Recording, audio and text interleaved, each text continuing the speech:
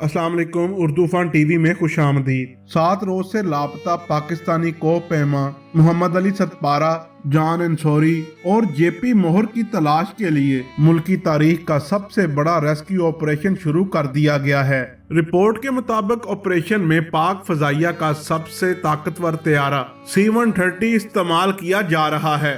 C-130 में लगे infrared कैमरे से लिए गए खाकों को तस्वीर में तब्दील किया जाएगा, जिससे इलाके में मौजूद चीजों की निशानदही हो पाएगी। तैयारे में नस्ब हाई रेजोल्यूशन कैमरे से फुटबॉल के साइज की चीज भी वाजिया नजर आ सकेगी। तस्वीर सामने आने के बाद कोपेमा ग्राउंड ऑपरेशन करेंगे और मार्क की गई जगह का मुआयना करेंगे। गुज़श्ता रोज जारी की गई सैटेलाइट तस्वीर से अली सतपारा की मुमकिन आखिरी मकाम की निशानदही हो पाई थी। जारी की गई तस्वीर में बिखरा हुआ सामान नजर आ रहा था, लेकिन इस बात की तस्दीक नहीं हो सकी कि ये सामान किसका था।